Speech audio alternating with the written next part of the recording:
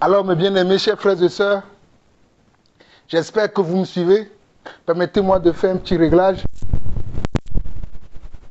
J'espère que vous me suivez, c'est bon. Vous me suivez attentivement, j'espère. Donc, nous étions dans Daniel chapitre 1 et nous étions dans le verset 8 dans lequel Daniel disait, on nous dit que Daniel résolut de ne pas se souiller par les mets du roi, par le vin dont le roi buvait, et il pria le chef des eunuques de ne pas l'obliger à se souiller. Donc Daniel avait défini qu'il n'allait pas manger les mêmes choses que le roi mangeait. Il ne voulait pas boire les mêmes choses que le roi buvait. Et d'ailleurs, il le suppliait de ne pas l'obliger à le faire. Pourquoi Daniel avait cette attitude? Pourquoi Daniel avait ce comportement? Parce que Daniel avait été élevé avec la politique de Dieu. Daniel avait été élevé dans la science de Dieu. Daniel avait été élevé dans la doctrine de Dieu. Il savait qu'il ne pouvait pas se mélanger avec tous les autres sur la terre. Même s'il était dans la liberté, il savait que cette liberté-là ne lui permettait pas d'aller faire n'importe quoi, d'aller vivre n'importe comment. C'est très important. Mais bien aimé, tout à l'heure, dans le début de cet enseignement, je vous ai dit que la foi vient de ce qu'on entend et ce qu'on entend vient de la parole de Dieu. Et je vous ai dit que on peut déterminer que selon Romains 12, le verset 3, on va le lire. Je vais revenir dans Daniel. Je vais revenir dans Daniel, mais je vais vous lire quelque chose dans Romains chapitre 12 rapidement, afin que vous puissiez comprendre cet enseignement, parce que c'est très important. Romains 12. Allons dans Romains 12. Allons dans Romains 12. Je bénis le Seigneur. Merci Seigneur pour cette onction que tu me donnes actuellement, afin que je puisse révéler la vérité de ta parole. Qui suis ici, ce n'est toi qui me fais grâce. Merci Papa. Romains 12, le verset 2 dit, ne vous conformez pas au siècle présent, mais soyez transformés par le renouvellement de l'intelligence, afin que vous discerniez quelle est la volonté de Dieu, ce qui est bon, agréable et parfait. Romains 12, verset 2 dit, ne vous conformez pas au siècle présent, mais soyez transformés par le renouvellement de l'intelligence, afin que vous discerniez quelle est la volonté de Dieu, ce qui est bon, agréable et parfait. Donc, Daniel et ses frères, Ananias, et Azaria et Meshach, qui étaient de l'autre côté, lorsqu'ils sont venus dans le royaume de Shinéa, ils ont compris Romains 12, 2, qu'ils ne doivent pas se conformer là où ils étaient, là où ils sont arrivés. Ils ont compris dans leur esprit qu'ils ne devaient pas se conformer aux exigences de là où ils étaient arrivés. Parce qu'eux-mêmes, ils sont des princes. Ils viennent d'un autre royaume. Et dans ce royaume-là, il y a des règles, il y a des lois, il y a une certaine forme de politique auquel ils étaient soumis avant. Et la politique auquel ils étaient soumis, c'est la bonne politique. Il n'y a pas meilleure politique que celle qu'ils avaient là où ils étaient encore, quand ils étaient encore dans le royaume de Juda.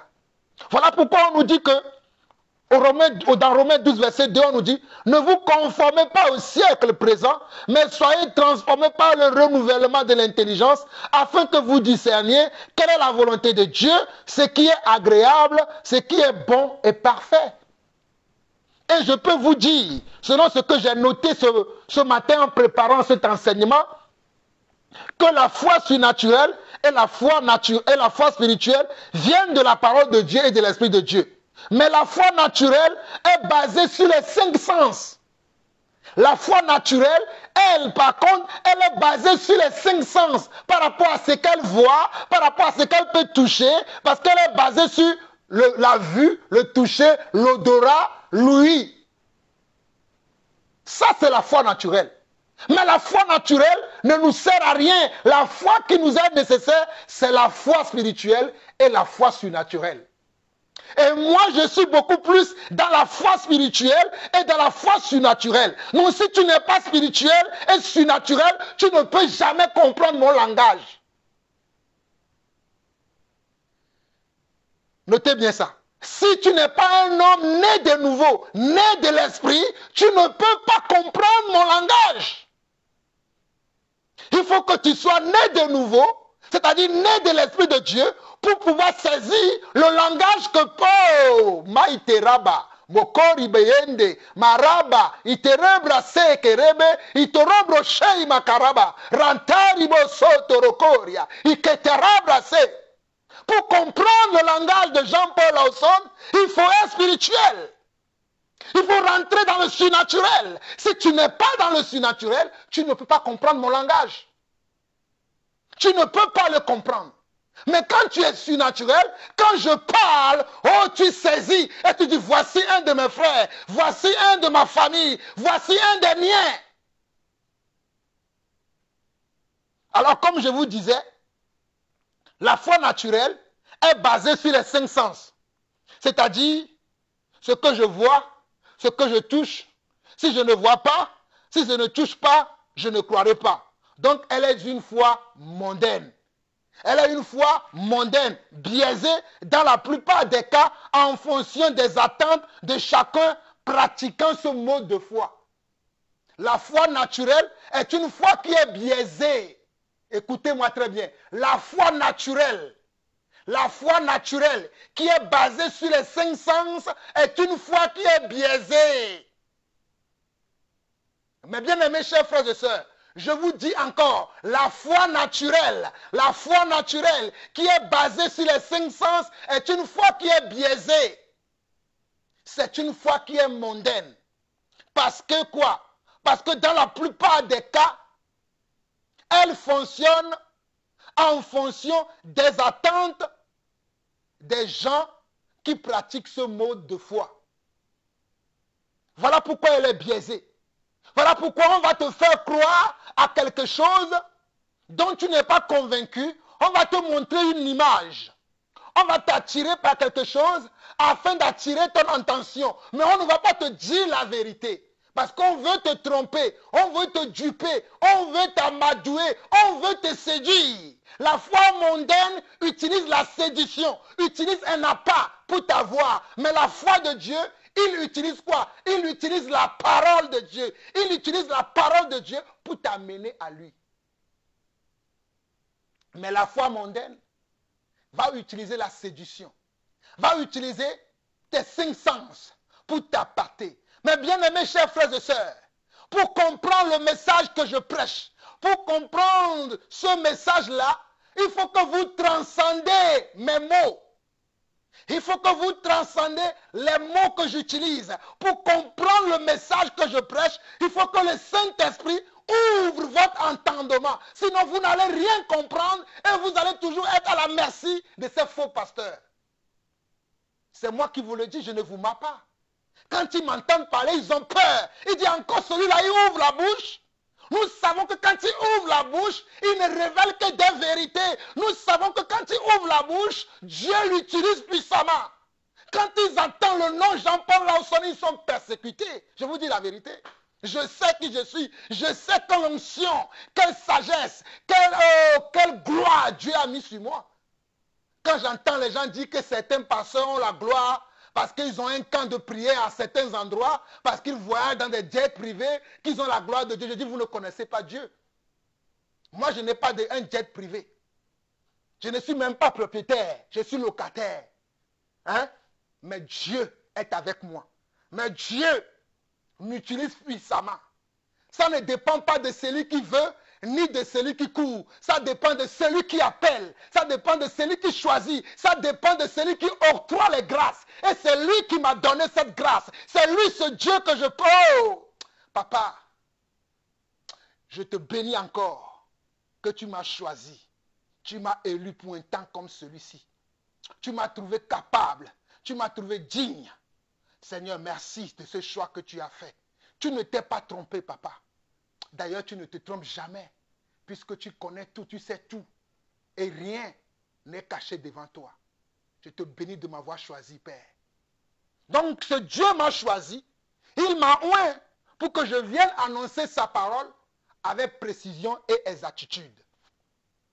Donc, Ne soyez pas dans la foi naturelle qui est basée sur les 5 sens, qui est basée sur ce qu'il voit, sur ce qu'il touche, sur ce qu'il peut sentir. Ne soyez pas dans cette foi-là, mais soyez dans la foi spirituelle et dans la foi surnaturelle qui est basée sur la parole de Dieu et sur l'Esprit de Dieu. Voilà pourquoi dans Daniel 1, le verset 8, Daniel va choisir de quitter la foi naturelle et d'aller dans la foi surnaturelle. Nous sommes des aigles. Oh, alléluia. Nous sommes des aigles qui aiment la hauteur, qui aiment transcender. Nous aimons la transcendance. Oh, Shai Karaba, Reteriba Karaba, Motorobro Sotoreke, Rikabra Karaba. Nous sommes des aigles, nous. Oh, alléluia. Hey, j'ai envie de prêcher, Seigneur. Utilise-moi. Je suis l'instrument de tes mains, pointant comme celui-ci. Nous sommes des aigles, nous. Oh, alléluia. Dans Daniel chapitre 1, le verset 8, on nous dit, Daniel résolut de ne pas se souiller par les mains du roi et par le vin dont le roi buvait. Et il pria le chef des eunuques de ne pas l'obliger à se souiller. Je continue. Daniel fit trouver, Dieu fit trouver à Daniel faveur et grâce devant le chef des eunuques. Le chef des eunuques qui contrôlait, qui surveillait Daniel et ses 3 frères, Dieu a fait quoi? Dieu a fait qu'ils ont trouvé grâce aux yeux de qui? Aux yeux de ce chef des eunuques-là. Dieu a fait que Daniel et ses frères ont pu trouver grâce aux yeux de ce chef des eunuques. Mais qu'est-ce qui a fait que Dieu a fait que Daniel et ses frères puissent trouver grâce aux yeux de cet eunuque-là? C'est à cause de leur comportement. C'est à cause de leur attitude. C'est à cause de leur style de vie. C'est à cause de leur raisonnement. C'est à cause de leur intelligence, leur sagesse. Alors si tu dis que tu es chrétien, cela ne veut pas dire que tu es un chrétien mouton, qui croit à tout ce qu'on te dit, qui croit à ce que tu vois. Mais tu dois transcender ce que tu vois. Tu dois aller au-delà de ce que tu entends pour comprendre quelle est la pensée de Dieu derrière les choses. C'était l'attitude que Daniel et ses frères avaient. C'était le comportement que Daniel et ses frères avaient. Ils étaient des personnes qui avaient les 5 sens comme vous et moi. Mais ils ont refusé d'être dans la foi naturelle. Et ils ont décidé d'être dans la foi comment? Spirituelle et dans la foi surnaturelle. Voilà pourquoi au verset 9 de Daniel chapitre 1, on nous dit que Dieu fit trouver à Daniel faveur et grâce devant le chef des eunuques. Verset 10, le chef des eunuques dit à Daniel, je crains mon Seigneur le roi qui a fixé ce que vous devez manger et boire. Car pourquoi verrait-il votre visage plus abattu que celui des jeunes gens de votre âge? Vous exposeriez ma tête auprès du roi. Le chef des eunuques a dit à Daniel et à ses frères, mais vous allez exposer ma tête si vous ne mangez pas les mêmes choses que mangent vos frères. Si vous ne buvez pas les mêmes choses que boivent vos frères, vous allez exposer ma vie chez le roi. Voilà quelqu'un qui comprend qu'il était là pour faire appliquer comment? Une politique. La politique qu'on lui a dit qu'il doit comment? Faire en faveur de qui? En faveur de Daniel et ses frères. Il était conscient que le rôle qu'on lui a assigné, la mission qu'il avait, c'était de faire appliquer à Daniel et ses frères la politique du royaume de Shinéar. Sauf que Daniel et ses frères ont refusé. Daniel et ses frères ont dit niet.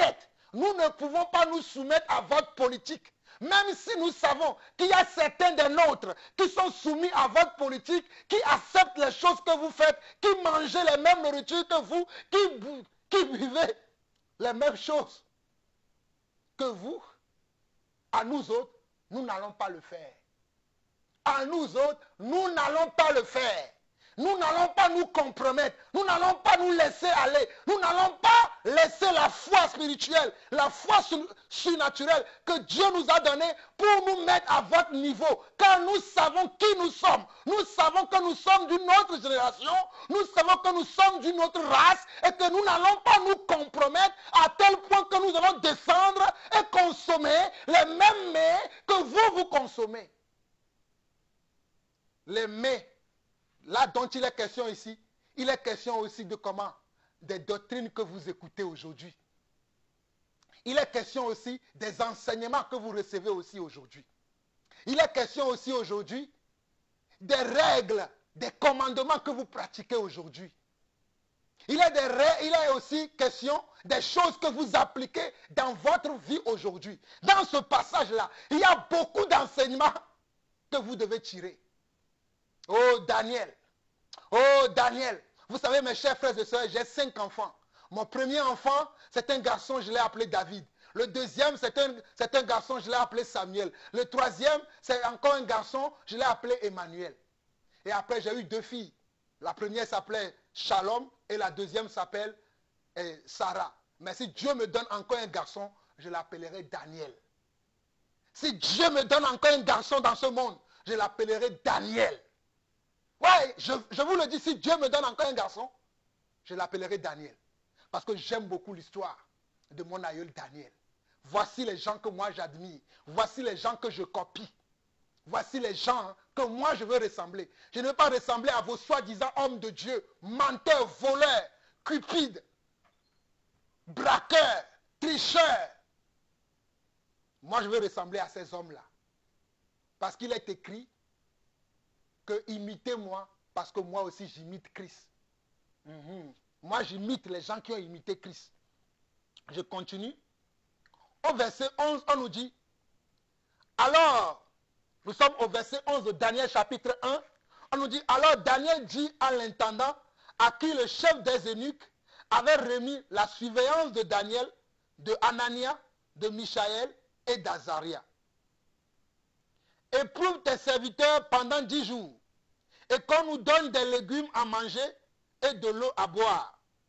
Tu regarderas ensuite notre visage et celui des jeunes gens qui mangent les mets du roi, et tu agiras avec les serviteurs d'après ce que tu as vu. Alors, Daniel signe un pacte, signe une alliance avec le chef des eunuques qui leur a assigné un serviteur. Daniel va dire à ce dernier, nous, tu vas nous donner que des légumes à manger. Mais les mets que mange le roi et le vin que boive le roi et nos autres frères qui ne veulent pas se distinguer, à nous 4 là, nous avons décidé que nous n'allons pas manger ça. Donne-nous simplement à manger que des légumes. Nous allons manger que des légumes. Ne t'inquiète pas. Après 10 jours, tu viendras nous voir. Si nous sommes différents de ceux-là qui mangent les mets du roi, tu viendras toi-même faire le constat. Tu viendras toi-même constater notre visage, notre corpulence. Tu viendras toi-même constater ce que nous sommes devenus pour prendre une décision toi-même. Mais de grâce, nous t'en supplions, donne-nous à manger que des légumes et de l'eau. Le vin, nous n'en voulons pas. La nourriture, les mets succulents, nous n'en voulons pas. Et toi, tu me dis aujourd'hui que tu es serviteur de Dieu, que tu es un envoyé de Dieu. Tu es incapable de pouvoir dire à quelqu'un, en tant qu'enfant de Dieu, il n'est même pas permis de pouvoir faire les mêmes choses comme vous. En tant que serviteur de Dieu, il n'est même pas permis de parler de la même manière comme vous. En tant qu'enfant de Dieu, il n'est même pas permis de penser à la même chose comme vous. Parce que moi, je suis d'une race royale. Je suis d'une nation sainte. Je représente Dieu sur la terre. Ma manière de parler, mes faits et gestes doivent être différents de vous. Tu es incapable de dire ça. Et tu te dis que tu es chrétien. Tu te dis que tu es serviteur de Dieu. Et tu dis, quel est le rapport entre la politique et la parole de Dieu? Ou bien quel verset de la Bible parle-t-il de la politique? Je viens te montrer ces versets-là aujourd'hui. Toi, faux pasteur, où que tu sois, je viens te montrer ces versets-là aujourd'hui. Que dans la Bible, il y avait certaines catégories de personnes qui ont refusé d'accepter la politique de leur époque Parce qu'ils étaient des personnes différentes. Ils voulaient vivre une autre foi. Une foi qui est différente. Ils voulaient vivre une autre vie qui est différente de celle qu'on veut les imposer. C'est une vie qu'on voulait imposer à Daniel et ses frères. Mais ils ont refusé. Ils ont refusé. Ils n'ont pas dit, ah, nous n'avons pas le choix. De toute façon, nous sommes en prison ici. Nous ne pouvons rien faire. Mais dans la prison, ils ont chaité. Ils ont réussi à changer ce qui leur a été destiné.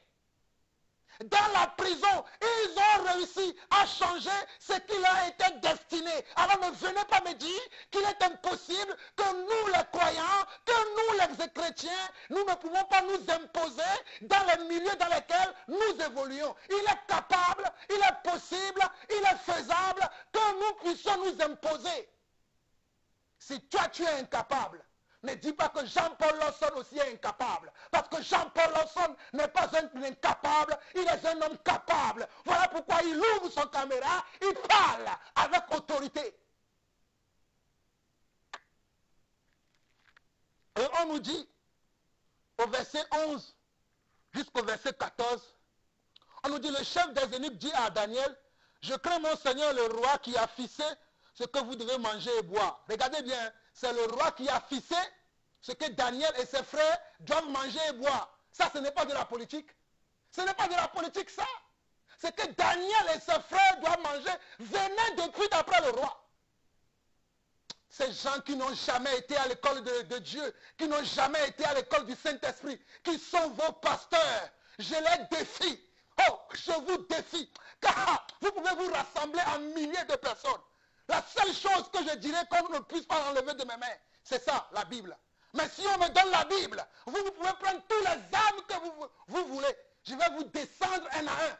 Je vais vous descendre un à un avec la parole de Dieu. Parce que je suis un homme, oh, Shaiterebra, à qui Dieu a révélé les secrets de sa parole pour que j'enseigne. Vous êtes là, vous racontez des âneries à longueur de journée dans vos communautés. Et quand on vous reprend, vos adeptes viennent parler. Vous ne savez pas qui je suis. Si vous croisez ma route, fuyez-moi. Si vous croisez ma route, mettez-vous à côté. Parce que je suis très dangereux. Hey, je suis très dangereux. L'armée du ciel est avec moi. L'armée du ciel est avec moi. Quand vous me voyez passer votre chemin, je ne suis pas votre ami. Je ne suis pas votre frère. Je suis différent de vous. Hein. L'esprit qui est en moi là, le Saint-Esprit que moi j'ai reçu là, est différent de l'esprit qui agit en vous. Écoutez-moi très bien. Le Saint-Esprit qui est en moi est différent du Saint-Esprit que vous avez reçu. Je ne suis pas votre frère. Je ne suis pas votre adversaire non plus. Je suis votre ennemi. Sachez-le aujourd'hui. Je suis votre ennemi. Parce que moi, je parle de la part de Dieu. Moi, je parle de la part de l'Esprit de Dieu. Je ne parle pas comme vous. Alors, on nous dit au verset 11 de Daniel chapitre 1. Alors, Daniel dit en l'entendant, à qui le chef des eunuques avait remis la surveillance de Daniel, de Anania, de Michaël et d'Azaria. Éprouve tes serviteurs pendant 10 jours et qu'on nous donne des légumes à manger et de l'eau à boire. Verset 13. Tu regarderas ensuite notre visage et celui des jeunes gens qui mangent les mets du roi et tu agiras avec tes serviteurs d'après ce que tu auras vu. Et tu agiras, oh alléluia, avec tes serviteurs d'après ce que tu auras vu. Permettez-moi, excusez-moi.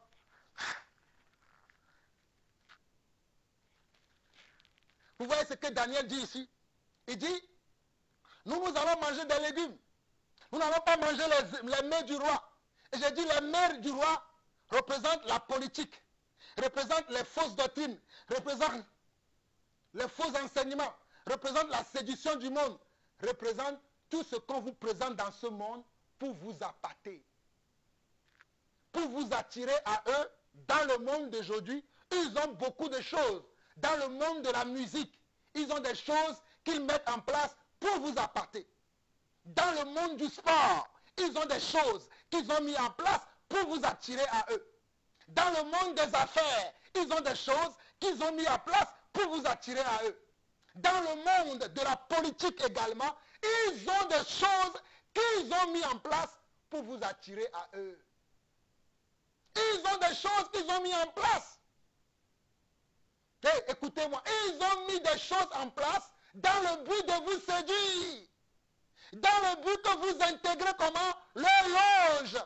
Dans le but que vous intégrez comment? Leur loge maçonnique. Leur loge des sectes pernicieuses. Ils ont mis des choses en place. C'est ça la politique qui règne aujourd'hui dans le monde. Voilà pourquoi le mal est appelé bien et le bien est appelé mal. Si vous ne le savez pas, nous qui sommes éclairés, nous vous le disons. Je ne suis pas le seul à prêcher ce genre de message. Nous sommes plus de milliers de personnes que le Seigneur a mis à part pour un temps comme celui-ci, afin que nous réveillons les nôtres, afin que nous réveillons ceux qui dorment. Alors je vous dis, ils ont mis tous ces systèmes en place. Ils ont mis tous ces systèmes en place afin de vous séduire. Voilà pourquoi ils veulent même fédérer les religions de nos jours. Voilà pourquoi Jean-Paul Lawson n'est dans aucune religion. Comme ils veulent avoir un seul système pour diriger le monde, voilà pourquoi ils ont créé l'écuménisme. C'est-à-dire quoi? Toutes les religions doivent converger ensemble, doivent diriger ensemble, doivent faire les choses ensemble. Mais moi, je refuse. Je ne fais partie d'aucune religion. Je ne fais partie d'aucune religion. Je ne suis ni catholique, ni protestant, ni pentecôtiste, ni adventiste, ni baptiste, ni témoin de Jéhovah, ni mormon, ni les saints des derniers jours, ni ceci, ni cela. Je ne suis dans aucune religion. Mais je suis dans la parole de Dieu. Je suis dans la parole de Dieu. Je suis dans la parole de Dieu. Je suis dans la parole de Dieu. Je suis dans la parole. Irai ramoi senderebra. Ikarai mantore seia. Irai senderama. Roi kanda braikaria. Itarabro senderama. Roi sandere. Irakai masandaraya. Irakai narobro ikaranda. Maitorobra isenderebra. Maikarabra. Matoria sendarama. Maikarabro sante. Maishandarabraya. Alléluia. Alléluia. Père, merci pour ce moment. Merci Seigneur. Merci Seigneur. Merci Seigneur. Merci Seigneur. Mes chers frères et sœurs, pardonnez-moi.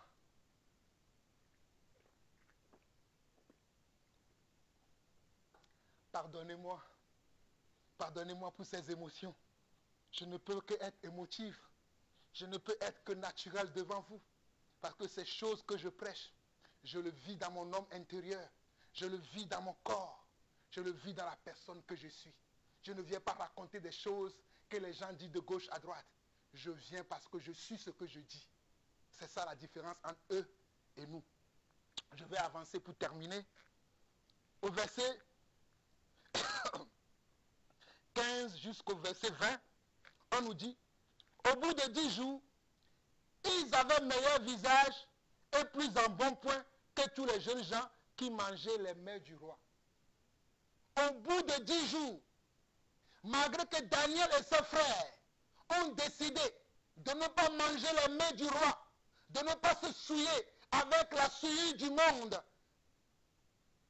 ils avaient meilleur en bon point. Ils avaient meilleur en bon point. Cela me confirme quelque chose. Que l'homme ne vivra pas que de pain seulement. L'homme vivra de toute parole qui sort de la bouche de Dieu. Matthieu 4,4. Jésus avait dit cela. C'est Jésus, notre maître que nous suivons, qui a dit que l'homme ne vivra pas que de pain seulement. Vous qui êtes là sur la terre, pour ne vivre que de pain seulement, vraiment, je vous plains. J'ai de la peine pour vous. J'ai de la peine pour vous. Si vous êtes dans ce monde, et vous n'espérez que les richesses de ce monde, vous n'espérez que des choses sur cette terre, et que vous n'avez pas de vos regards sur autre chose. Vous ne marchez que par la vue, vous ne marchez que par l'odorat, vous ne marchez que par l'ouïe, vous êtes les plus misérables des misérables. L'apôtre Paul l'a dit. L'apôtre Paul l'a dit. Si vous, dans ce monde-là, vous ne marchez que par la vue, vous ne marchez que par l'odorat, ou que par l'ouïe, ou que par les... Vous êtes les plus misérables des misérables. Si vous ne pouvez pas transcender ce qu'on vous présente, si vous ne pouvez pas aller au-delà de ce qu'on vous dit, de ce que le monde veut vous dire, de ce que la politique politicienne veut vous donner, si vous ne pouvez pas aller au-delà de ça, vous êtes les plus misérables des plus misérables. Vous n'avez rien compris. Je vous le dis, hein, si vous ne pouvez pas aller au-delà de ce qu'on vous présente sur cette terre, et que vous êtes là simplement que pour le manger et le boire, vous n'avez rien compris. Vous n'avez rien compris. Vous n'avez rien compris, absolument rien compris. Au verset 15 de Daniel chapitre 1, au bout de 10 jours, ils avaient meilleur visage et plus en bon point que tous les jeunes gens qui mangeaient les mets du roi. Vous voyez, à l'origine, ils étaient plusieurs, mais à l'arrivée, ils étaient 4. À l'origine, ils étaient plusieurs, mais à l'arrivée, ils étaient 4. Regardez bien ça. À l'origine, au départ, au point de départ, ils étaient plusieurs. Mais à l'arrivée, ils n'étaient que 4. Ils n'étaient que 4. Vous qui me dites, oh regardez, ces églises-là, ils ont plusieurs membres. Regardez ces pasteurs-là, ils sont connus dans le monde. Ils voyagent un peu partout. Ils ont des jets privés. Ils ont beaucoup de voitures. Ils ont beaucoup de maisons. Beaucoup de gens parlent d'eux. Cela n'est pas important. Regardez ici. Il n'y avait que 4 personnes qui étaient distinguées. À cause de quoi? À cause de leur style de vie. À cause de leur caractère. À cause de leur comportement. À cause de leur manière de faire. Ils n'étaient que 4. Oh, ça me rappelle une parole du Seigneur qu'il y a beaucoup d'appelés, mais peu d'élus. Il y a beaucoup d'appelés, mais peu d'élus. Il y a beaucoup d'appelés, mais peu d'élus. Ça me rappelle une autre parole du Seigneur qui dit que large est le chemin qui mène à la ruine, le chemin qui mène à l'enfer. Mais le chemin qui mène vers Dieu est un chemin resserré, est un chemin étroit et peu P-E-U, P-E-U, sont des personnes qui sont sur ce chemin. Si ce n'est qu'une personne qui me suit, si ce n'est que 2 personnes qui me suivent, si ce n'est que 3 personnes qui me suivent, cela me suffit. Je n'ai pas besoin de la majorité. Je n'ai pas besoin de la majorité. Dieu n'est pas le Dieu de la majorité. Dieu est le Dieu de la vérité. Mais bien aimés chers frères et sœurs, Dieu n'est pas le Dieu de la majorité, mais il est le Dieu de la vérité. Dieu n'est pas le Dieu de la majorité, mais il est le Dieu de la vérité. Dieu n'est pas le Dieu de la majorité, mais il est le Dieu de la vérité. Il est le Dieu de la vérité, le Dieu que nous servons, le Dieu que nous vous présentons, le Dieu que nous adorons n'est pas le Dieu de la majorité. Il est le Dieu de la vérité. Il est le Dieu de la vérité. Il est le Dieu de la vérité. Il est le Dieu des miracles. Il est le Dieu des miracles. Il est le Dieu des miracles. Il est le Dieu des miracles. Il est le Dieu des miracles. Il est le Dieu des miracles. Il est le Dieu des miracles. Il est le Dieu des miracles. Oh, il est le Dieu des apôtres. Il est le Dieu des apôtres. Il est le Dieu des apôtres. Il est le Dieu des apôtres. Il est le Dieu des apôtres. Il est le Dieu des apôtres. Il est le Dieu des apôtres. Il est le Dieu des apôtres. Il est le Dieu faisant des signes. Il est le Dieu faisant des signes. Il est le Dieu faisant des signes. Il est le Dieu des prodiges. Il est le Dieu des miracles. Il est le Dieu des miracles. Il est le Dieu des miracles. Il est le Dieu des miracles. Notre Dieu est le Dieu des miracles. Voici des gens qui mangent des légumes. Voici des gens qui ne mangent même pas de viande, qui ne buvaient pas de vin, mais qui avaient un meilleur visage que ceux qui mangeaient des mets succulents, que ceux qui mangeaient des nourritures dignes des hôtels de 5 étoiles. Eux, ils mangeaient des légumes, mais ils avaient meilleur en bon point. Ils avaient meilleur visage que ceux qui mangeaient des mets, des dîners, comme s'ils étaient des chefs, restaurateurs 5 étoiles qui les avaient servis. Oh, j'aime la parole de Dieu. On nous dit au verset 15 de Daniel chapitre 1 qu'au bout de 10 jours, ils avaient meilleur visage et plus d'embonpoint que tous les jeunes gens qui mangeaient les mets du roi. Les mets du roi, c'était les mets copieux. Les mets du roi, c'était les mets dignes des restaurateurs, des restaurants 5 étoiles, des chefs cuisiniers. Mais eux, ils ne mangeaient que des légumes. Mais ils avaient meilleur visage. Ce n'est pas moi qui le dis. Regardez, Daniel 1, verset 10. Au bout de 10 jours, ils avaient meilleur visage et plus d'embonpoint que tous les jeunes gens qui mangeaient les mets du roi. Au départ, ils étaient plusieurs, mais il n'y en avait que 4 qui ont refusé. Mon frère, ma soeur, ne veux-tu pas refuser la proposition qu'on te fait pour t'acheter, pour acheter ta conscience, pour acheter ta discipline, pour acheter ta rigueur, pour acheter comment? Ta sagesse, ton intelligence. Ne veux-tu pas dire ce que tu es véritablement? Tu veux te laisser séduire par ces gens parce que c'est eux qui ont le pouvoir aujourd'hui. Parce que c'est eux qu'on connaît aujourd'hui. Parce que c'est eux devant qui tous les portes s'ouvrent aujourd'hui. Et toi aussi, parce que tu veux les imiter, tu dis moi aussi je vais faire comme eux, afin qu'on m'ouvre certaines portes. Mon frère, ma soeur, laisse-moi te dire que ce n'est pas parce que tous les portes s'ouvrent pour toi que tu es entre de bonnes mains. Ce n'est pas parce qu'on ouvre toutes les portes pour toi que tu es entre bonnes mains ou bien que tu es sur le bon chemin ou que tu es sur le droit chemin. Ce n'est pas parce que toutes les portes s'ouvrent pour toi que tu es sur le bon chemin ou bien que tu es entre de bonnes mains. Choisis de vivre une vie simple. Choisis de vivre une vie misérable. Une vie peut-être qui ne plaira pas à tout le monde. Mais à la fin, c'est toi qu'on distinguera. Tu vas le voir dans la suite. C'est toi qui seras la meilleure parmi tout le monde. Lisons la suite du passage. Au verset 16 jusqu'au verset 20, on nous dit, l'intendant emportait les mets et le vin qui leur était destiné et il leur donnait des légumes. Donc les mets qui leur étaient destinés, l'intendant l'apportait. Le serviteur qui était à la disposition de Daniel et ses frères, lorsqu'il venait avec les mets que le roi avait proposé qu'on donne à ces gens-là, il venait, il leur donnait des légumes et il rapportait les mets qui leur étaient destinés. Voilà les vrais, véritables enfants de Dieu. Au verset 17, on nous dit, Dieu accorda à ces 4 jeunes gens de la science, de l'intelligence, dans toutes les lettres et de la sagesse. Et Daniel expliquait toutes les visions et tous les songes.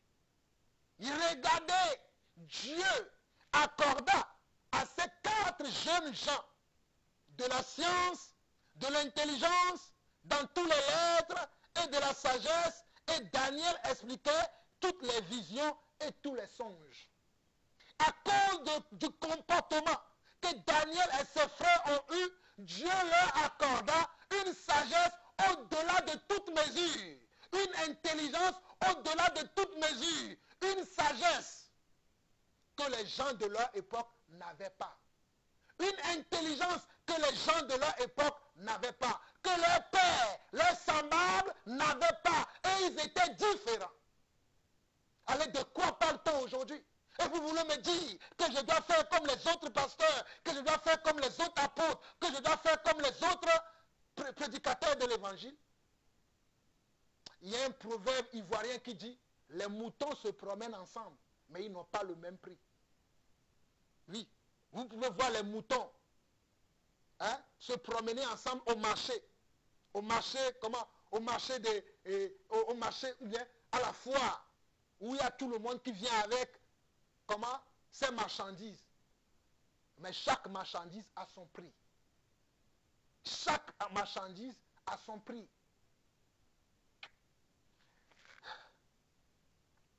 Au verset 18, au thème fixé par le roi, pour qu'on les lui amène, le chef des eunuques les présenta à Nebuchadnezzar. Le roi s'entretint avec eux, et parmi tous ces jeunes gens, il ne s'en trouva aucun comme Daniel, Anania, Michaël et Azaria. Il fut donc admis au service du roi. Au thème fixé par le roi demande qu'on amène tous les jeunes qu'on avait ramenés du royaume de Juda, qu'on a assiégés. Ramenez-moi ces jeunes-là. Et quand ils étaient venus devant le roi, parmi eux tous là, ces quatre-là étaient distingués. Daniel, Anania, Michaël et Azaria étaient différents des autres. Parce qu'ils surpassaient les autres avec leur intelligence, avec leur sagesse, avec leur style de vie, avec leur comportement, avec même la manière dont ils se tenaient. Ils étaient différents des autres. Donc ne venez pas me raconter des histoires aujourd'hui. Ils étaient différents des autres.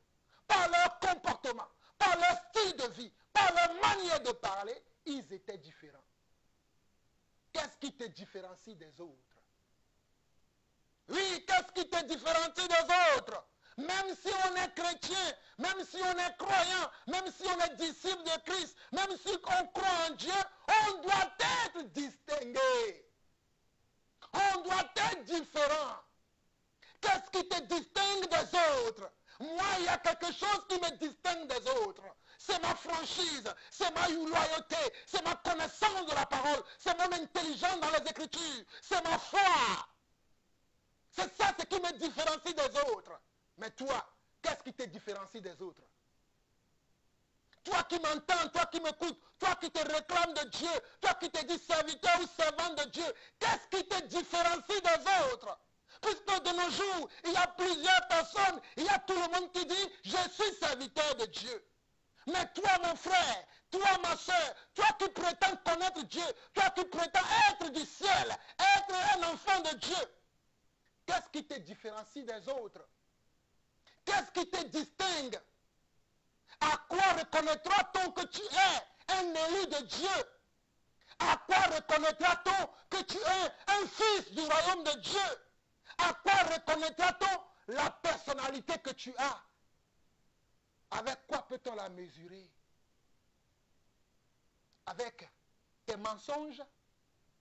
Avec ta séduction? Avec ta frivolité? Avec ta lâcheté? Avec ton envie, ta jalousie? Avec tes querelles? Avec ton manque de connaissance? Avec ton manque d'amour? Mais avec quoi peut-on reconnaître que tu es aussi un fils ou une fille de Dieu? Avec quoi? Voilà pourquoi la Bible dira dans Matthieu chapitre 5, si le sel perd sa saveur, à quoi le reconnaîtra-t-on? Parce que nous sommes le sel de la terre. Mais si le sel de la terre que nous sommes, nous perdons cette saveur-là, à quoi nous reconnaîtra-t-on? Si nous sommes incapables de dire la vérité à nos frères et sœurs, si nous sommes incapables de nous positionner pour la vérité, dans le monde aujourd'hui, nous sommes incapables de nous positionner pour ce qui est vrai, ce qui est juste, ce qui est bon, agréable et parfait, à quoi nous reconnaîtra-t-on? À quoi nous reconnaîtra-t-on? Eh bien, aimés chers frères et sœurs, si nous sommes incapables de nous positionner, de dire oui, ça c'est vrai, ça j'avoue que c'est ça, c'est comme ça qu'on doit se comporter. Non, je suis sûr que c'est ça qui est la vérité. Non, tu as mal fait. Non, tu ne peux pas. Franchement, selon la parole de Dieu, selon la sagesse de Dieu, selon l'Esprit de Dieu, il est préférable que tu agisses de telle manière, il est préférable que tu parles de telle manière, il est préférable que tu sois comme ça.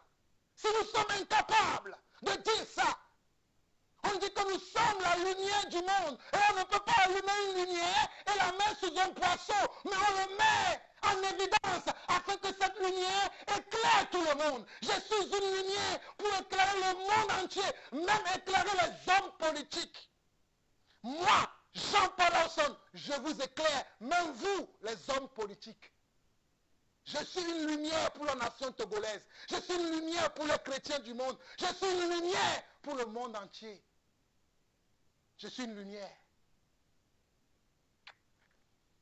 Au verset 20, on nous dit, si tous les objets qui réclamaient de la sagesse et de l'intelligence et sur lesquels le roi les interrogeait, il les trouvait 10 fois supérieurs à tous les magiciens et astrologues qui étaient dans tout son royaume. Ainsi fut Daniel jusqu'à la première année du roi Cyrus. Regardez,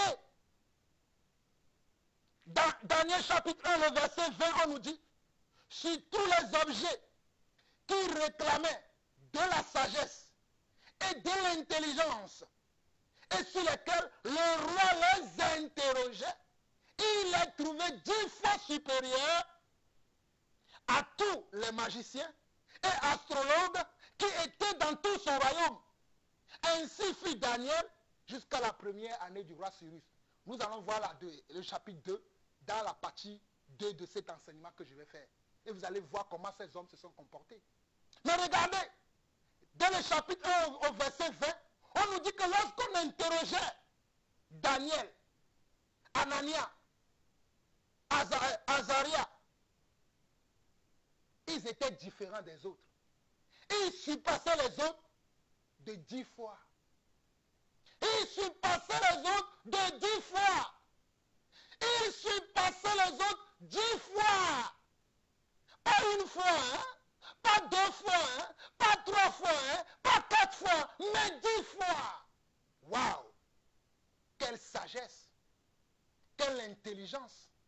Quelle foi surnaturelle et spirituelle! Alors, mes bien-aimés chers frères et sœurs, ne vous dites pas que nous allons nous conformer dans le siècle présent qui est dirigé par les 5 sens. Le siècle dans lequel nous vivons, les choses sont dirigées par les 5 sens. La vue, le toucher, le senti, c'est-à-dire l'odorat, l'ouïe, c'est-à-dire l'entendement. Franchement, mes chers frères et sœurs, il est très important que vous compreniez cette première partie de cet enseignement. Avant qu'on aille plus loin, saisissez dès maintenant ce que je suis en train de vous révéler. Vous pouvez vous distinguer dans le milieu dans lequel vous êtes. Vous pouvez vous distinguer dans la communauté dans laquelle vous évoluez. Vous pouvez vous distinguer dans la société dans laquelle vous êtes placé. Vous pouvez être mieux, la meilleure version de vous-même, vous pouvez l'être. La meilleure version de vous-même, vous pouvez l'être par votre comportement, par votre faits et gestes, par vos prises de décisions, par vos positionnements. Vous pouvez être la meilleure version de vous-même.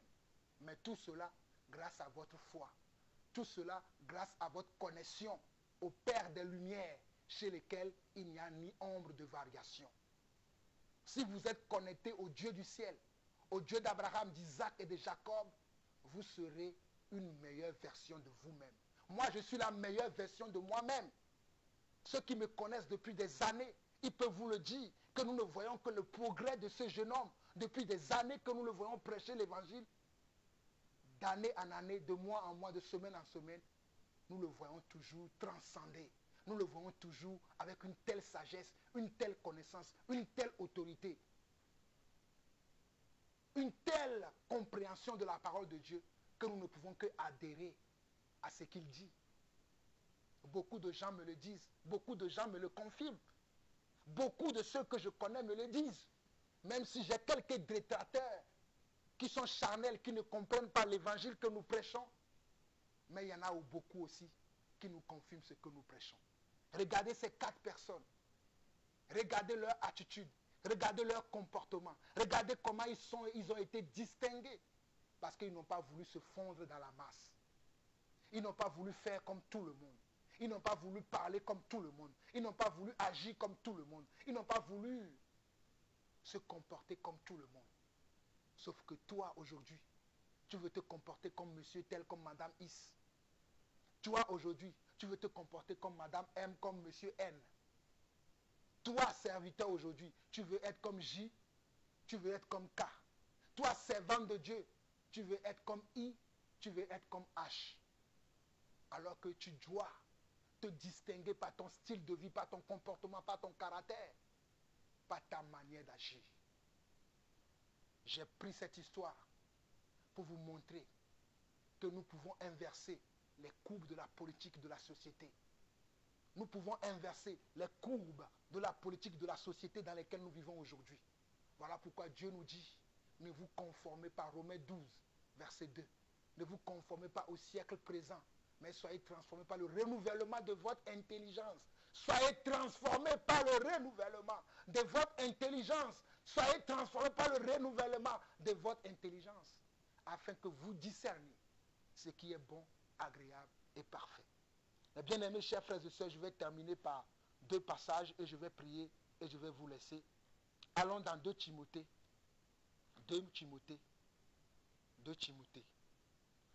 Dans 2 Timothée chapitre 4. 2 Timothée chapitre 4. Je lis du verset 1 au verset 4. Au verset 5. 2 Timothée chapitre 4, verset 1 au verset 4.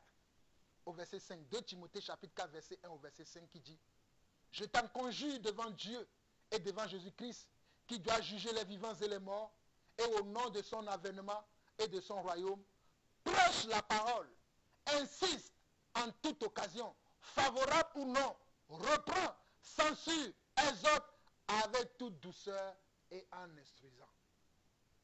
Voilà le bien fondé de mon travail.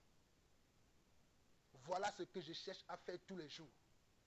Parce que moi, je dois prêcher la parole. En toute occasion, que cela me soit favorable ou non, je dois me saisir de toutes les occasions pour annoncer le royaume de Dieu, pour annoncer la vraie foi.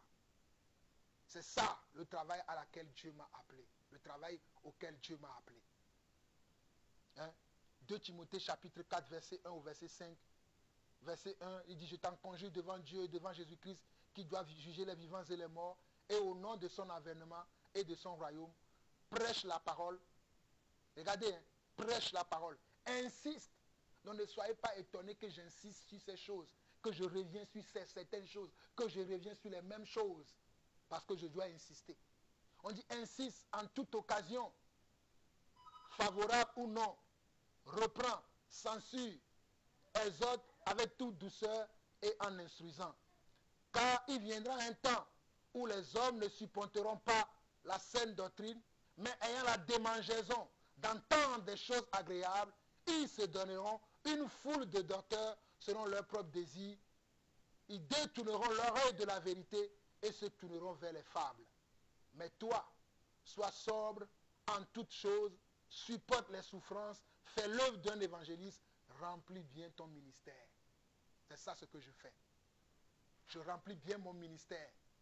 Je remplis bien mon ministère. Quand on nous dit que, car il viendra un temps où les hommes ne supporteront pas la saine doctrine, mais ayant la démangeaison d'entendre des choses agréables, ils se donneront une foule de docteurs selon leur propre désir, ils détourneront l'oreille de la vérité. Les hommes vont détourner l'oreille de la vérité et se tourneront vers les fables.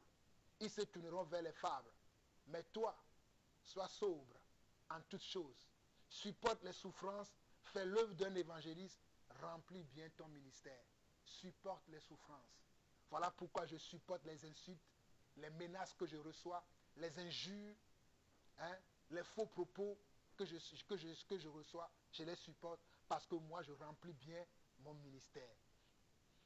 Mes frères et sœurs, je vais lire encore un dernier passage dans Colossiens chapitre 2. Colossiens chapitre 2 qui dit ceci. Colossiens chapitre 2 verset 8. Et je vais m'arrêter. Colossiens chapitre 2 dit: prenez garde que personne ne fasse de vous sa proie par la philosophie et par une vaine tromperie, s'appuyant sur la tradition des hommes, sur les principes élémentaires du monde et non sur Christ. Je répète encore. Colossiens 2 verset 8 dit: prenez garde. Prenez garde en anglais veut dire beware. Prenez garde veut dire beware. Prenez garde veut dire de faire attention, de ne pas se laisser aller, de ne pas se laisser séduire, de ne pas se laisser amadouer par qui que ce soit ou par quoi que ce soit. Prenez garde que personne ne fasse de vous sa proie par la philosophie et par une vaine tromperie, s'appuyant sur la tradition des hommes, sur les principes élémentaires du monde et non sur Christ. Regardez bien encore, on nous dit, prenez garde que personne ne fasse de vous sa proie. Ne soyez pas la proie des hommes, ne soyez pas la proie facile des faux pasteurs, des faux docteurs, des faux apôtres, des faux ennemis de Dieu qui ont infiltré l'église aujourd'hui. Ne soyez pas à leur merci. Ne vous laissez pas entraîner par ces gens. Ne vous laissez pas entraîner par leurs enseignements. Mais écoutez quelle est la volonté de Dieu pour vous et soyez transformés dans votre homme intérieur. Ne vous laissez pas entraîner par leur rêverie, par leur tromperie, par leur supercherie. Ne vous laissez pas. Prenez position.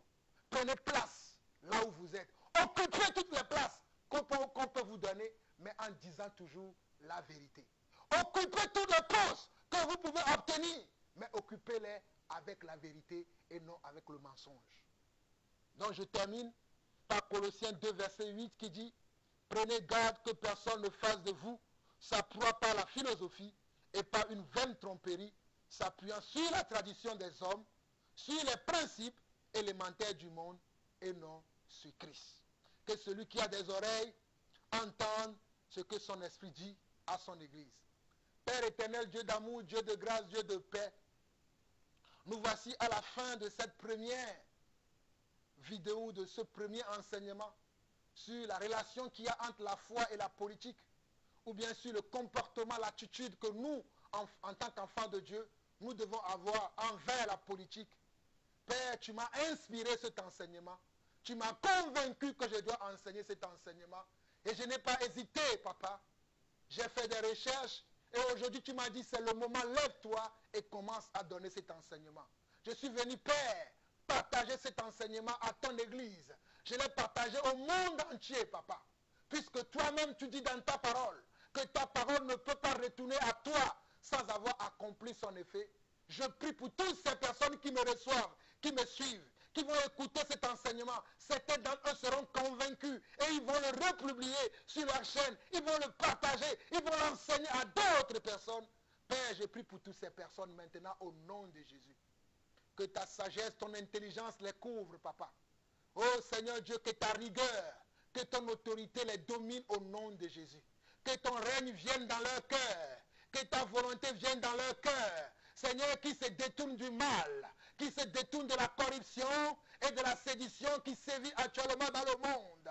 Père, ma prière pour tous ces hommes de Dieu, pour tous ces serviteurs, pour tous ces servantes, ceux qui tournent le dos à la corruption, à la séduction, au mensonge qui pullulent aujourd'hui dans le monde, papa. Mais Seigneur, qu'ils soient des hommes et des femmes qui vont se distinguer dans les milieux où ils se trouvent, papa. Seigneur, je prie pour ces hommes de Dieu, je prie pour ces femmes, je prie pour tous ces enfants, je prie pour tous ces serviteurs et tous ces servantes, papa, qui se sont mis à part pour un temps comme celui-ci. Seigneur, le temps est arrivé afin que nous, tes enfants, nous prenions position dans nos milieux respectifs, dans la communauté dans laquelle nous vivons, dans les sociétés auxquelles nous appartenons. Le temps est arrivé pour que nous nous engageons dans la vérité sans tourner le dos à la vérité, mais plutôt tourner le dos au mensonge et à toutes les ramifications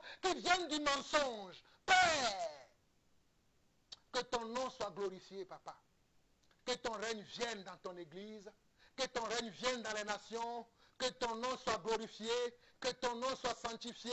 Papa, ton nom a été beaucoup mis dans la boue. Ton nom a été beaucoup mis dans la boue à cause de nous, les prédicateurs, à cause de nous, les envoyés. Beaucoup d'entre nous, nous avons, Seigneur Dieu, tordu le sens de tes écritures. Nous avons tordu le sens de ta parole. Et beaucoup d'enfants de Dieu sont ignorants aujourd'hui. Ils ne parviennent pas à la connaissance de la vérité. Mais Père, tu m'as envoyé pour un temps comme celui-ci afin que j'annonce la vérité cachée de ta parole. Père, je suis venu, je les ai annoncés.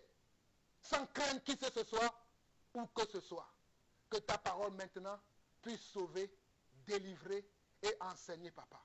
Merci pour cette semence qui va porter du fruit, l'un 30, l'autre 60 et l'autre 100. À toi seul la gloire, l'honneur, la puissance pour des siècles.